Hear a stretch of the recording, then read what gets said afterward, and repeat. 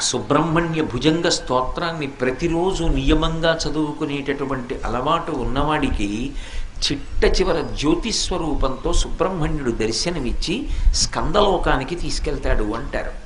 అంత శక్తివంతమైనటువంటి సుబ్రహ్మణ్య భుజంగాన్ని తిరుచెందూరుని సముద్రపుటున ద్రవిడ దేశంలో ఉంది క్షేత్రం. ఆ తిరుచెందూరులో కూర్చుని శంకరాచార్యులు వారు రచన చేశారు.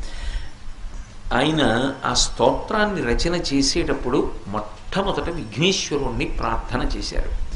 ఆ ప్రార్థన చేస్తూ బహు చిన్న శ్లోకాన్ని ఒకదాన్ని ఇచ్చారు.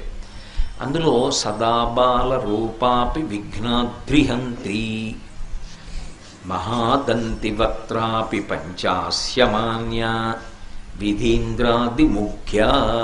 విధీంద్రాదిమృగ్యా గణేశాభిధామే విధత్తాం శ్రియం కాపి కళ్యాణమూర్తి.